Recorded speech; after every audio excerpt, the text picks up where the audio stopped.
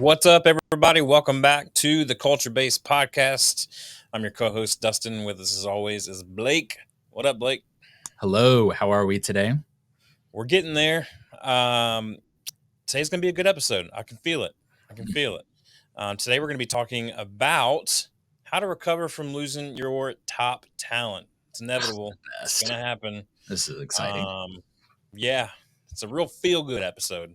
What we're after today. This is like sitting around a fire in a cold day, just getting to enjoy your hot cocoa and your top talent leaving. It's a warm blanket topic, really, is what it is. Just cozy up. Just cozy. Let's get into this. I want to remind you that at the Culture Base, we're here to help leaders know what they're about, show where they're going, and develop a scalable team to get there. If you'd like to follow us along with anything that we're doing, you can follow us on social media at the Culture Base. We're on LinkedIn and Facebook, places like that, Instagram. Or if you want to check out more what we're about and how we can help you do those things, you can check us out at theculturebase.com. If you are listening to this podcast on an audio platform, I would encourage you to leave a 5-star rating and review as well. Would be amazing. If you're watching this on YouTube, welcome. Good to see you virtually. Would love for you to hit the like, subscribe button, and ring the bell. That way, every time we post a video, or if we happen to go live, which we're promising, but haven't done it yet, but we will, then you'll be notified of those things. And it'll probably just be Blake staring into the camera when we do it. So that's fine. Does that make you to do that? Okay. Yeah, that's what we're doing. Okay. But yeah, we're gonna. Oh, one more thing. I forgot to tell you this. So we're shifting strategy a little bit on our think tank sessions, and we are going to table the think tank sessions for now as a feature for 2024. But in the meantime, what we're going to offer you is more of a one-on-one setting. So you can go to theculturebase.com right now, and you can click on the strategy button, and you can book a free 30-minute strategy session with us to talk through whatever cultural issue you're having right now in your organization. And we'll just give you our undivided attention for that time and how we can help. And we'd love to speak with you about that. So culturebase.com/strategy, or just go to culturebase.com and click on the strategy button. On to this episode. How to recover from losing our top talent. Super, just gives you all the warm and fuzzies, is what I understand of the topic. Yeah. But we've been there, right? We've all been there. We're hitting our stride. We got our best players in the best positions, performing to their potential. And all of a sudden, bam, like one of the best players on your team, one of your top talent decides to leave. And this can feel like a real gut punch. And this is where I get mad at the people that say it's not personal, it's business. Business is very personal, especially when it's your business and it's your livelihood. And so this one can sting a little bit. And what we've seen a lot of times too is it can paralyze. And we kind of go into a state of shock. We're like, well, I don't really know what to do now that this person left. They were our star running back. They were the quarterback. They were the tight end that everybody looked up to. Like, this was a thing, right? So what do we do now? Today, we want to offer you 3 quick things to consider when your top talent leaves and how you can start the road to recovery from that. And the first thing sounds simple, but I can't tell you how many organizations that I've seen don't do this is an exit interview. In fact, I've left 3 organizations. I've done 0 exit interviews. In every situation, I was left wondering, like, surely they're going to ask for an exit interview. Yeah. And they didn't. Yep. And I'm going, I love what Blake said before he hopped on the call. He said, this is as honest of an answer as you're ever going to get about you and your team and your organization. Why not take advantage of that? Why not? You got to where you're at now as an organization by being someone who learns from their mistakes. And listen, it may not be your fault at all. It may just be that they saw a shinier apple somewhere else and went after it. It may be that they need to make a move in their life to be closer to home. Maybe they've lived far away. There's so many different scenarios that it could be. But the first thing that I would say is no matter what the reason is, you've got to do an exit interview, right? But like, what's all involved in that? Yeah, first, I think your attitude going into this is why there are exit interviews or there are not exit interviews, right? Because there is this tendency. Here's the thing I've learned about people is we don't like to be hurt at all. We don't like to be hurt. We don't like it when people throw stones at us.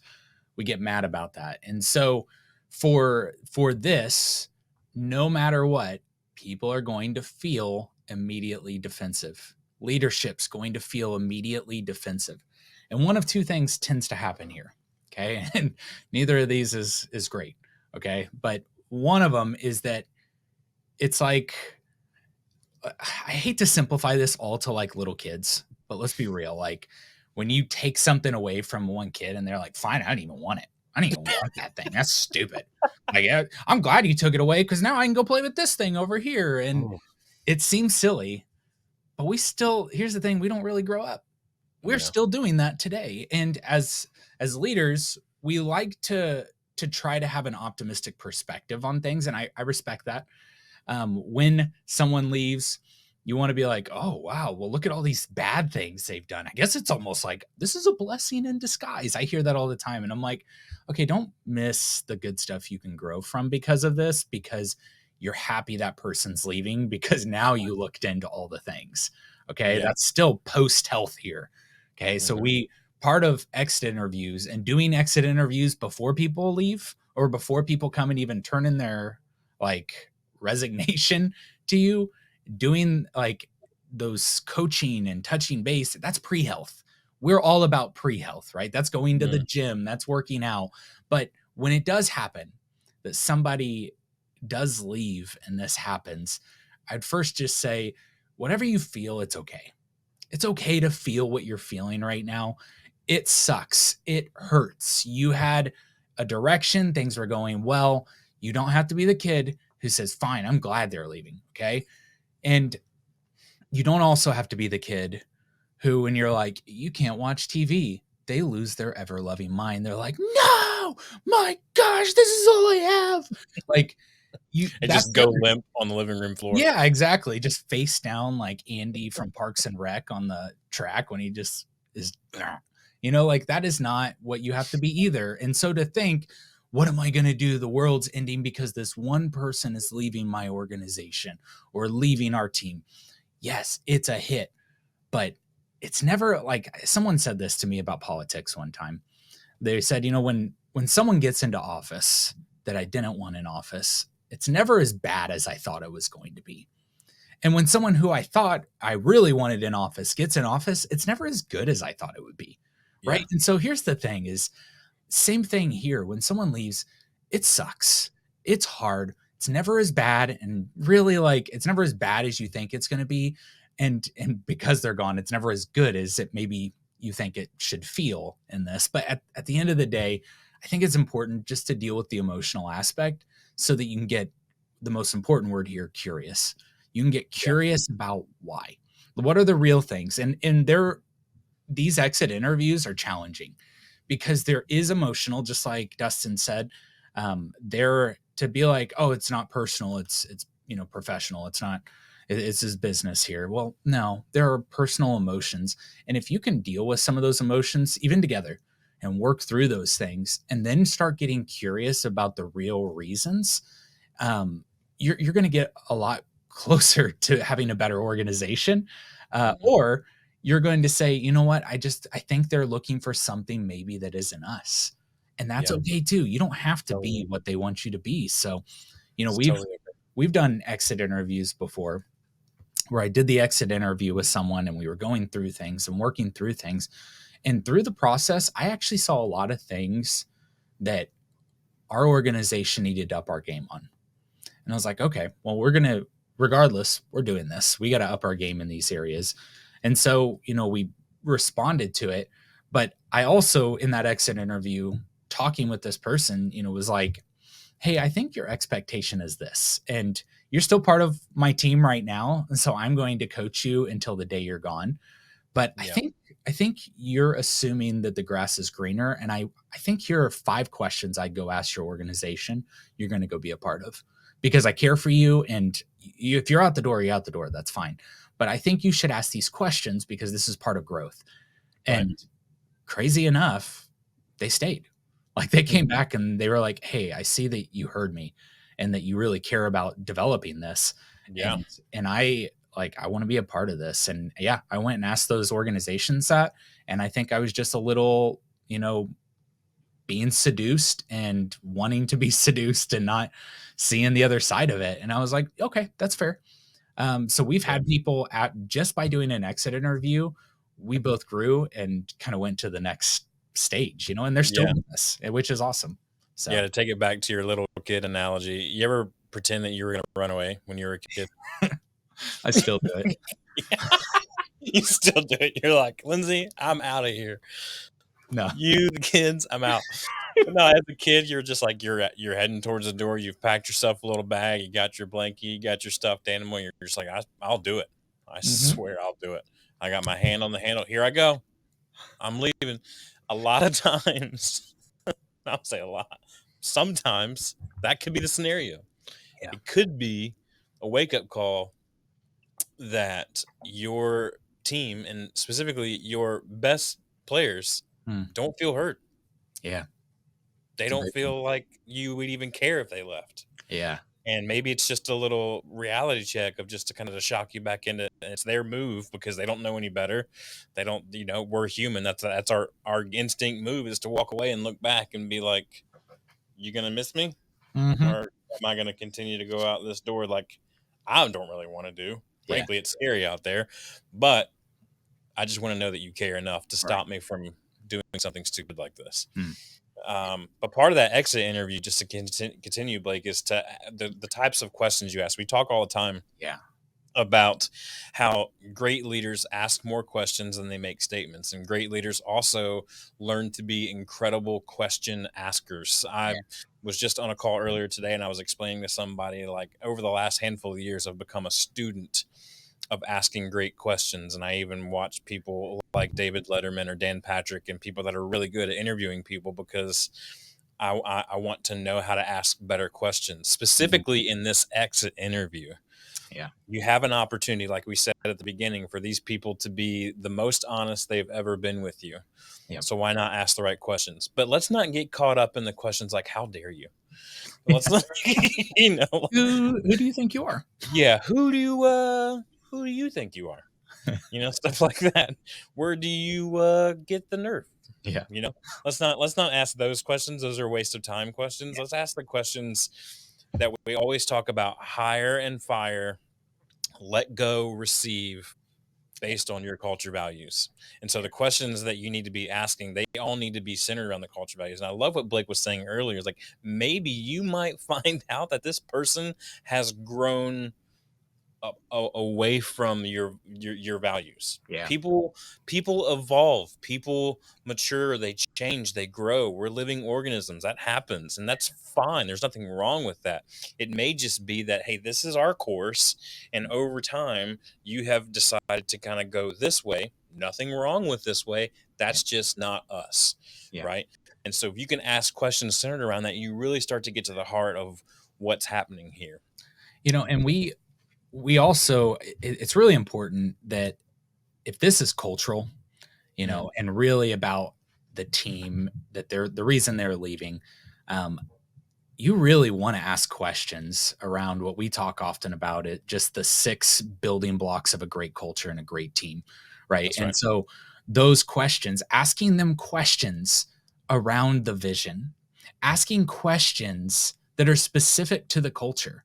One of our greatest exit interviews that we did that helped us, and I probably talked about this before, but one of our exit interview questions we had is like, we really thought you were going to go long term because we thought you connected to the culture here. And their response was, I absolutely connect to the culture. I don't connect to the work. And that's where it was like, okay, so now like being able to differentiate all that stuff becomes important. So asking questions around your vision, your culture, attracting, like how they were attracted to the organization, how they were onboarded to the organization, how they were developed within the organization, and then even how they were retained in the organization. When did they stop feeling heard? When did they stop feeling important? And I know we're back to this little kid analogy, but that's it, right? And there isn't a point where someone just is okay with not being cared for. Like, you know what I mean? Like in life, there isn't that point like, well, when I'm an adult, it'll be great because nobody will care about me. Like I'm going to Peter Pan as much as I can and never want to grow up because I never want that to be the case. And I don't think that's maturity either. So at the end of the day, we've got to understand that people need to be valued regardless. Yeah. Yeah. And I think when we talked too about, I forget the exact phrase that you used earlier, Blake, but you're talking about being, essentially you were talking about being proactive. You had a really great phrase there that you said. I don't remember what it was, preview or. Oh, pre-health instead of post-health. Pre-health instead of post-health. Yeah. That's it. Yeah. So part of that pre-health, that we suggest when you work with us is a 360 culture-based review. Yeah. And so it's an opportunity for really to kind of us and you to get a pulse on where some of the strengths are, but also where some of the weaknesses are. Mm-hmm. And so maybe part of this exit interview is not just between you and the person exiting. Maybe maybe you have triggers, right? We have we automate a lot of things in business, which is great. We have things that go off for us and remind us this is the time to do this. This is the time to do this. Hey, the numbers are low on here. Let's lean in. The numbers are high on here. Let's celebrate. Like all these different things, right? So maybe a little flag or a little trigger that goes up when someone leaves is time to do a 360 culture-based review again to really see how this is affecting, which brings us to our second point, not just exit interview and learn from it, but the second point is to address the elephant in the room. I think you have a story about this, right, Blake? Yeah. And with that, just kind of touching base on that culture base or the 360 cultural review, I think it's important to be doing those probably quarterly.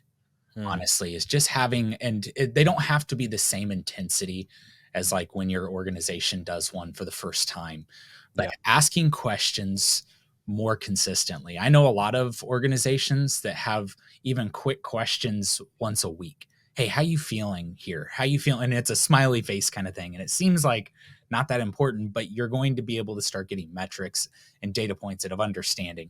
Maybe quarterly you go a little more in depth, but weekly you're trying to touch base and see where people are on a more consistent cadence. That's pre-health, right?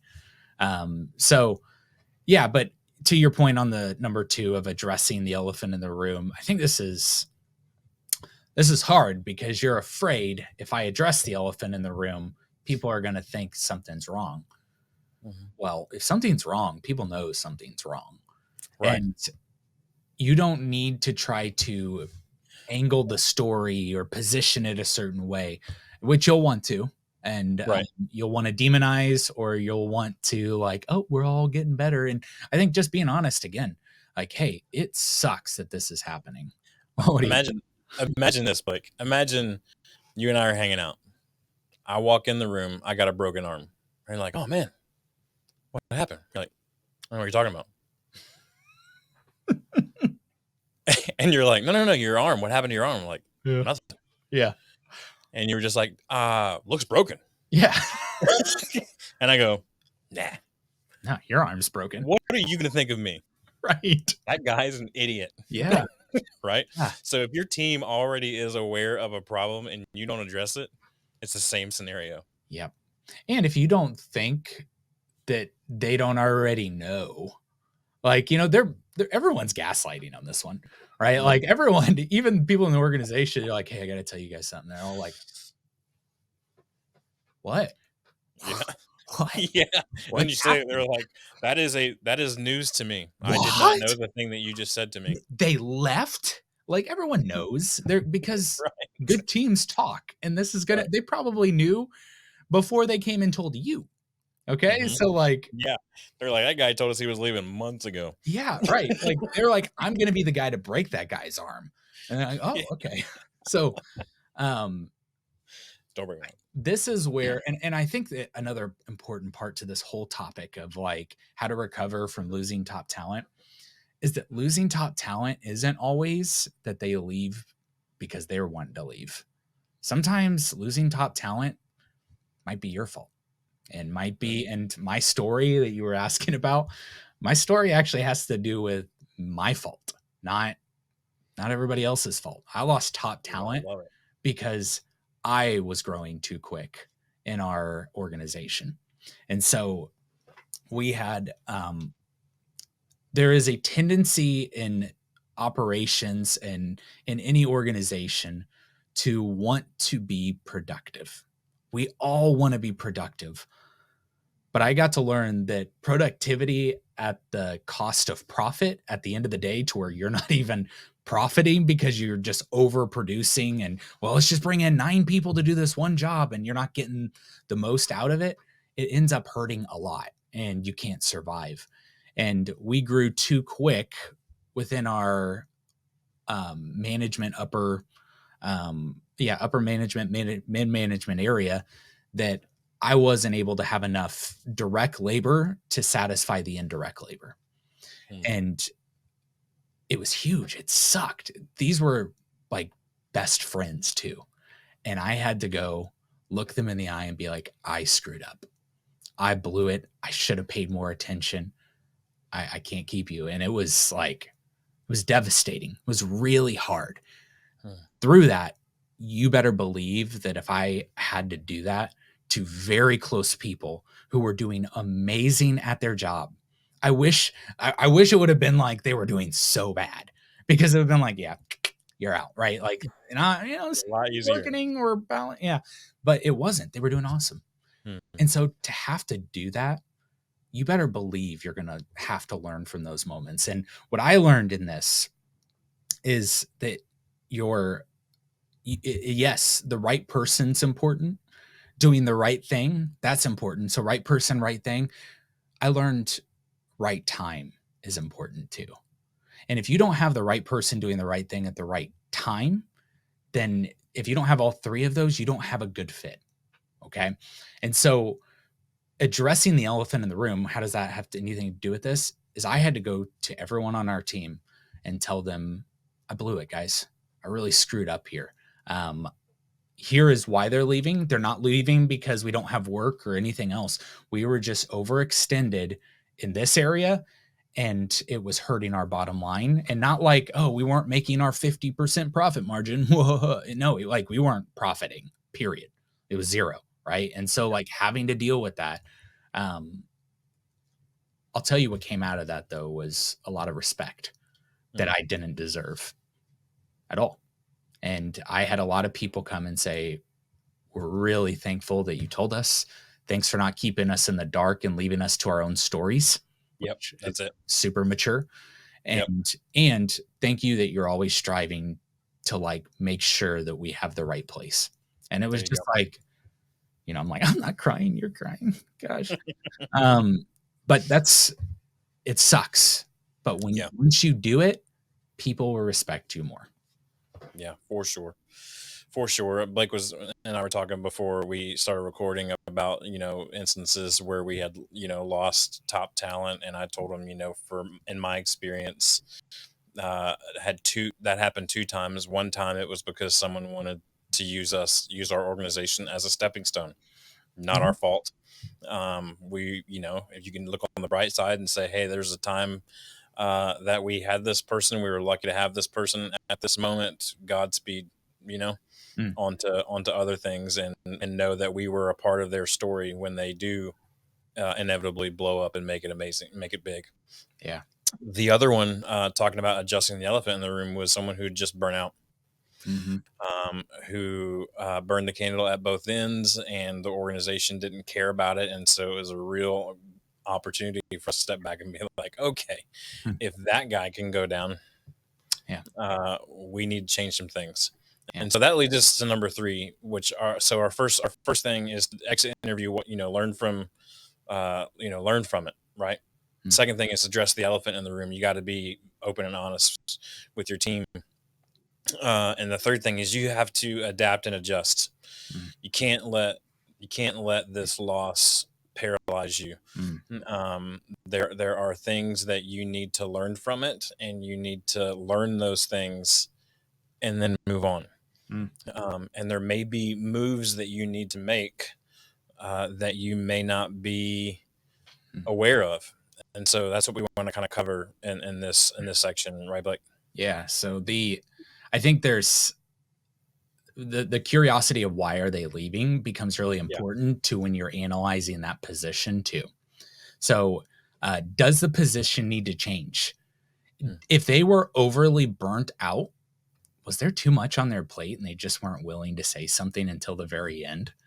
And do you have 9 positions shoved into one because you're like, oh, I don't know, all these things have to happen, but you're not willing to hire the 9 different positions? I'm not saying you should. Obviously, my story a second ago, but I think there is a balance of saying, okay, well, what are these elements is for someone in this position steals life for them and what gives life to them, right? There you go. A person who's in this position, because there are things that we all do that could be automated, they could be eliminated, they could be delegated to different people based off whatever the position is. And that position that you have that they are leaving, is it the right position, period? Or should it be 2 positions? Or should there be certain elements that need to be delegated to different positions? And I'm not saying the answer is yes all the time. Sometimes the answer is no, we had the wrong person in the wrong seat, right? Or we had the right person in the wrong seat.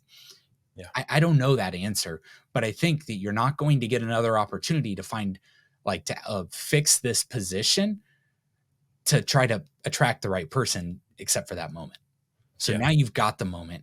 Don't waste the moment. Start analyzing, looking through it. And I think another thing is you got to start looking at, like, hopefully you're allowing this to help you see where your focus is and your focus is not. So when you're thinking about, like, well, okay, we've gone through the exit interview. They told us all these areas that, we need to do better at, gosh. And then we addressed the elephant in the room with our team. Now, what do we do with that information? Well, I would tell you, start categorizing those things that you were told and talked about. Categorize those. Where are they falling? Well, it looks like they're all falling in development. So it's not hiring? No. They thought we did great at hiring. Well, it's not onboarding? No, they were pretty happy with that. It's developing. Okay, guess where your attention's probably not at? It's probably not on developing. And you're probably going to see that in that cultural review, right? Right. So you're not just taking this one person's word for it who kind of maybe already had one foot out the door, right? You're going to take that as a signal. And you're going to kind of go, okay, there's one piece of evidence. Is there supporting evidence for this? Oh, what's that? Culture review? Yeah, it looks like the development was the issue, not just for him who's leaving, but also those that are still here. Yeah, very good. Yeah, I agree wholeheartedly. I think that the more you can do that and identify those areas, the more focused attention you can then put on it, which is going to also show your organization that them taking those surveys and those questions and those tests isn't a waste of their time. Because I'll tell you, I have gone to many an organization and done cultural reviews and worked with people who I have said, do you actually think this is going to do anything? And more than 70% of people said, I don't think so. And I'm like, I appreciate your honesty. Yeah. Yeah. And that's that other piece of feedback right there. It's like, okay, time to do something about it. Yeah. Right. That's the adapting and the adjusting. So you might not need to refill it. You might need to promote within. You may need to look for another A player outside of your organization. There's no one size fits all answer on what adapting and adjusting looks like next. There's no this is how you recover. It looks different for everybody in every organization because the variables can be so different. And that's what we're saying here. Yeah, that's good. Yeah, good episode, man. Nice. I feel good about it. I mean, we took something that really could be terrible and turned it into quite the pleasant learning experience. Yeah. Look at us go. There it is. You know what? I decided not to run away. All right, good. So I feel good about being here now. Good. So if you need help with this topic that we talked about today, reach out to us. Like we said earlier in the episode, culturebase.com/strategy, or just go to culturebase.com and click on the button strategy, fill out that form. We'd love to have a free 30-minute strategy session with you where we can kind of work on this topic of how to recover from losing your best talent. So go on and fill that out. The free turnover calculator that we talked about in a previous episode is coming soon. It's developing quickly, and it's very, very exciting. I cannot wait to share that with y'all. We'll be back on our next episode 10. We made it 10 episodes, 10 weeks. That's double digits. We're big kids now. Awesome. We're big kids now. This is great. And now that we're big kids, we're going to talk about how to find the right people. Struggle bus, but we're going to get through it together. So we can't wait to talk to you about that. We'll talk to you next time on the Culture Based Podcast.